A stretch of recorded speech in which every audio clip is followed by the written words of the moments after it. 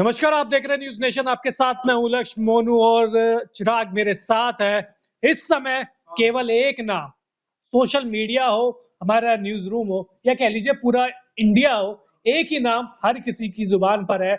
उसका नाम है सिराज, मोहम्मद सिराज। जिस तरीके से गेंदबाजी उन्होंने साउथ अफ्रीका के खिलाफ दूसरे टेस्ट मैच में की है, केप टाउन में आया सिराज का तूफान। न केवल परेशान साउथ अफ्रीका है, बल्कि आने वाली जो टीमें जो भारत के खिलाफ खेलेगी उनके भी होश उड़ चुके हैं। 6 विकेट, रन तो शायद बिल्कुल दिए ही नहीं। 15 रन, 6 विकेट 15 रन, और सिराज ने केप टाउन में राज किया है। और वो सिराज 2 बार ऐसा लगा है कि सिराज की आंधी में पूरी टीम उड़ गई है। एक बार एशिया कप में हुआ था, तो उन्होंने वर्ल्ड कप भूल गए आप। वर्ल्ड कप तो खैर उसमें तो मतलब हर एक गेंदबाज आउटस्टैंडिंग था। वो एक मैच छोड़ दे, बाकी तो टीम ने लगातार 10 मैच जीते थे।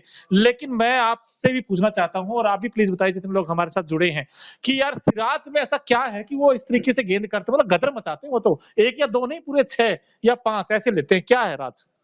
पहले लक्ष्य सर बताएंगे, फिर हम बताएंगे। देखिए, सबसे पहले तो निरंतरता के साथ एक टप्पे पे गेंद डालने की जो कला है वो इस खिलाड़ी को बहुत खास बनाती है, पहली चीज। दूसरी चीज ये है कि काबिलियत तो है। एक टप्पे पे एक गेंद बाहर जाती है, एक अंदर जाती है, एक बाहर जाती है, एक अंदर जाती है।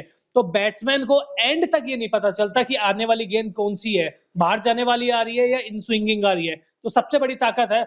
और दूसरी चीज ये है कि स्पीड के साथ जो स्विंग कराते हैं, क्योंकि तेज गति के साथ जब गेंद स्विंग होती है तो किसी भी बल्लेबाज के लिए खेलना आसान होता नहीं है।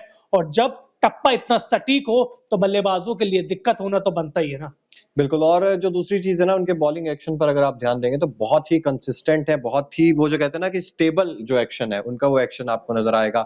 कई बार विकेट्स के बहुत करीब से जब आप गेंदबाजी करते हैं और उस एंगल से जब आप गेंद मूव करवाते हैं तो बल्लेबाज के लिए बहुत मुश्किल हो जाता है। और दूसरी चीज मैं यहाँ पर क्रेडिट ना विराट कोहली को भी देना चाहूंगा, आज की जो सिराज ने बॉलिंग की है उसके लिए। क्योंकि बार बार बता रहे थे विराट कोहली, रोहित शर्मा से भी बात कर रहे थे कि आपको अब करीब आना चाहिए, हेलमेट मंगवाइए, आपको करीब आना चाहिए, डीन एल्गर के लिए खास तौर पर। उसके बाद मार्को यानसन का विकेट जिस तरीके से निकाला वो भी काफी ज्यादा खास था। तो बातचीत भी किया और उसको सटीकता से अमल करना, वो सिराज के अंदर एक खासियत और है। आपने विराट की बात कर ली, केवल ये टेस्ट मैच नहीं, सिराज को अगर किसी खिलाड़ी ने सिराज बनाया है तो उस खिलाड़ी का नाम विराट कोहली ही है। आपको याद होगा शुरुआत में जब आईपीएल खेलते थे सिराज, उनकी कितनी आलोचना होती थी कि ये तो रन पड़वा देते हैं, इनके पास पेस नहीं है, इनके पास गति नहीं है।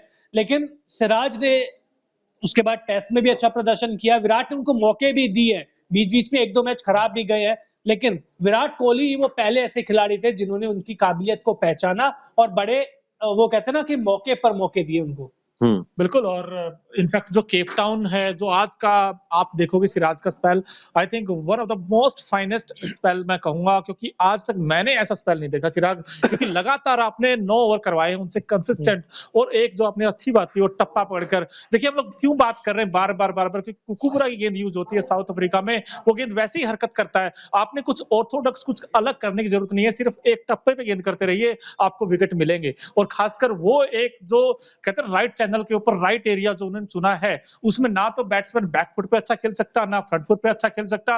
और अच्छी बात मुझे ये लगी सिराज की कि आज उन्होंने ड्राइव करवाए बल्लेबाजों से, वो खिलाया। क्योंकि जब तक आप बल्लेबाज को ड्राइव नहीं कराएंगे तब तक एजेस कम लगेंगे। सो आई थिंक उन्होंने ये चीज की। और उसके बाद जो आउट स्विंग गेंद डाला था एडन मार्करम को, वो I think one of the most finest delivery थी।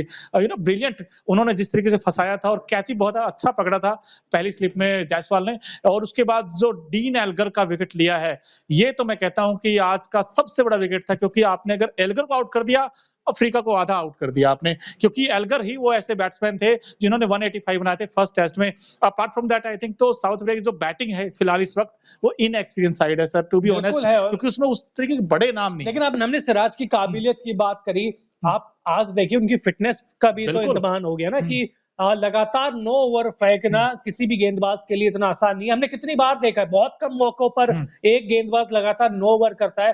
तो इसके साथ ये कंफर्म है कि इस खिलाड़ी की जो फिटनेस है ना, क्योंकि तेज गेंदबाजों के ऊपर लगातार सवाल ये निशान बनते रहते हैं। सिराज फिटनेस के मामले में भी नंबर 1 है। और गति को गिरने नहीं दिया उन्होंने। जो 9वां ओवर भी डाला था उसमें भी आप देखेंगे 140 के आसपास की बिल्कुल। गेंदबाजी कर रहे थे। तो ऐसे में ये चीज एक बहुत इंपॉर्टेंट फैक्टर हो जाता है। और दूसरी चीज जो है ना, हम हिट द डेक, जैसा कि आपने लेंथ की बात की, जसप्रीत बुमराह वो थोड़े से आज इनकंसिस्टेंट क्यों नजर आ रहे थे, क्योंकि हर ओवर में एक आध गेंद वो डाउन द लेग जा रही थी।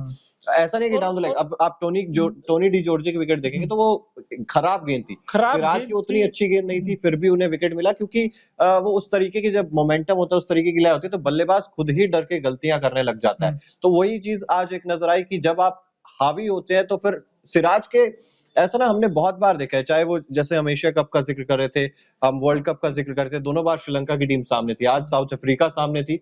और वो क्या होता है ना कि एक जब सिराज खूंखार हो जाते हैं ना, तो सामने वाला बल्लेबाज अपने आप गलतियां करने लग जाता है। तो ये एक बहुत बड़ा पॉजिटिव फैक्टर मोहम्मद सिराज के साथ। नहीं, आपने जो बुमराह की बात की थी, आपने कहा कि डाउन द लेग साइड वो क्यों गए, उसके पीछे की वजह ये थी कि जब डीन एल्गर बैटिंग कर रहे थे ना, स्टार्टिंग इनिशियल फेज अगर आप देखोगे, तो वो डीन एल्गर के लिए प्लान बनाया गया था, एक शॉर्ट फाइन लेग रखा था पीछे फील्डर कि वो शॉर्ट ऑफ लेंथ गेंद पर, क्योंकि वो आउट होते हैं। रोहित शर्मा खुद, विराट कोहली ने बताया था रोहित शर्मा को कि आप खुद आइए यहाँ पे। तो इस वही वजह थी कि हम शॉर्ट ऑफ लेंथ गेंद करेंगे और उसके बाद वो फिर एज लगेगा, और एक लगा भी था एज, वो खैर कोई कैरी नहीं किया रोहित शर्मा वहां तक। तो इसलिए इसके चलते बार-बार Bumrah down the leg side गेंद कर रहे थे, या तो बिल्कुल ही बाहर या फिर शॉर्ट ऑफ लेंथ गेंद, ताकि डीन एल्गर आउट हो। क्योंकि आपको पता है सबसे बड़ी मछली कोई है तो डीन एल्गर को आउट कर लीजिए, वो कैसे भी कीजिए, लेकिन फिर बाद में वो खिलाड़ी हटा दिया गया था। फिर देन सिराज ने अच्छी गेंदबाजी की थी। एक सवाल मेरा आप दोनों से, हालांकि बहुत जल्दबाजी हो जाएगा ये पूछना, भारत को कभी भी देखिए ना तो मैगरा जैसा, ना वसीम अकरम, वकार यूनिस, शोएब अख्तर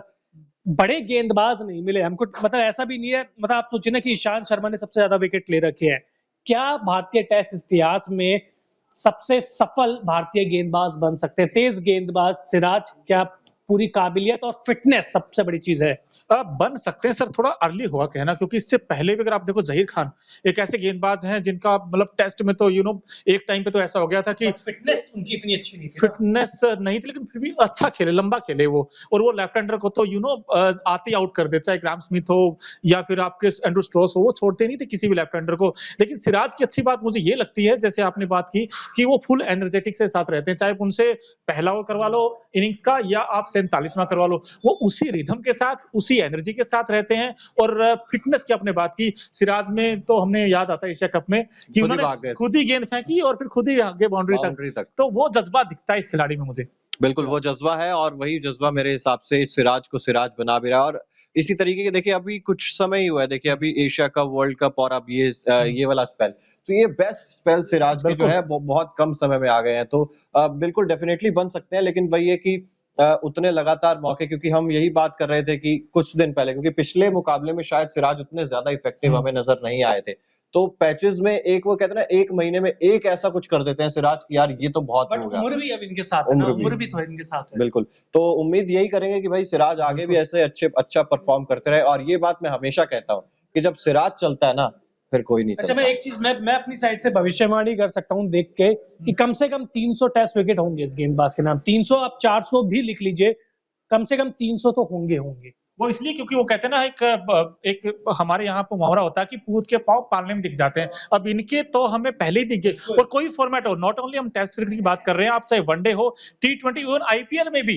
आरसीबी के लिए खेलते हैं और पहले आप दूसरे ओवर में विकेट दे देते हैं विराट को। सो आई थिंक ये इनकी काबिलियत है। और एक अच्छी बात मुझे ये लगती है कि ये गेंदबाज ना डरता नहीं, कभी बेखौफ अंदाज में गेंद बॉलिंग करता है और गेंद को आगे करता है। जितना आप गेंद को आगे करेंगे, जितना आप बल्लेबाज को ड्राइव कराएंगे, तो आपको विकेट मिलने के चांसेस होंगे। सो आई थिंक इस जो कैप्टन कंडीशंस, इसका अच्छा यूज अगर किसी गेंदबाज ने किया है तो उसका नाम है सिराज। बिल्कुल, तो चलिए फिलहाल आप लोग भी बताइए सिराज के फ्यूचर के बारे में, आपको क्या लगता है? क्या सिराज, जैसा कि लक्ष्य ने कहा, कि सबसे बड़े टेस्ट बॉलर बन सकते हैं इंडिया के लिए? और इस मुकाबले के बारे में आपकी क्या राय है वो भी जरूर बताइएगा। सब्सक्राइब अगर आपने अभी तक नहीं किया न्यूज नेशन को, तो वो भी जल्द से जल्द कर लीजिए। बहुत बहुत शुक्रिया।